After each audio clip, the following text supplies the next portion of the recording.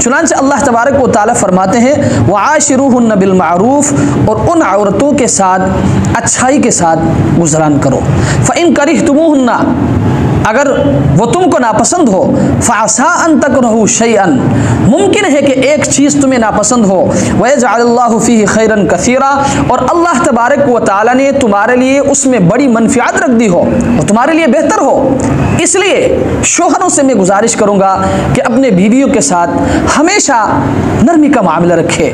बाज़ शोहरों को ऐसा देखा जाता है बज़ाहिर बड़े अच्छे होते हैं, बाहर अगर उनको देखा जाए, माशरे में अगर उनको देखा जाए, बड़े मशहूर होते हैं कि बड़ा अच्छा आदमी है, बेहतरीन इंसान है, अच्छे अखलाक के मालिक है, लेकिन जब यही शोहर घर में आता है, घर में कदम रखते ही थानेदार बन जाता है। बिला वजह बीवी को मारना पीटना, लोगों के सामने उसको बेइज्जत करना, उसको जलील करना, माँ बाप के सामने उसको जलील करना, बहनों के सामने उसको जलील करना, भाइयों के सामने उसको जलील करना।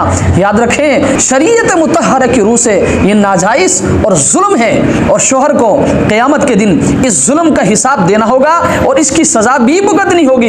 इसलिए शोहरों को चाहिए कि वो अपनी घरवाली के साथ हमेशा नरमी का मामला रखें। भाई वो नाक़िसातुल अक़ल व दीन है, दीन में भी नाक़िस, अक़ल में भी नाक़िस। अल्लाह तबारक व तआला ने शोहर को एक मकाम दिया है, एक मर्तबा दिया है। आप भी तो अपने मर्तबे को पहचाने ना, उनके साथ नरमी का मामला रखें, उनके साथ अच्छाई का मामला रखें। फिर देखें बीवी आपकी कैसी कदर करती है, आपके साथ वो कैसी मोहब्बत करती है। आप नरमी तो करें, आप उनके साथ अच्छाई तो करें। आप करते हैं जुल्म, आप करते हैं ज्यादती, आप करते हैं जलील, और फिर चाहते हैं कि वो मेरी इज्जत करे, वो आपकी कभी भी इज्जत नहीं करेगी। औरत है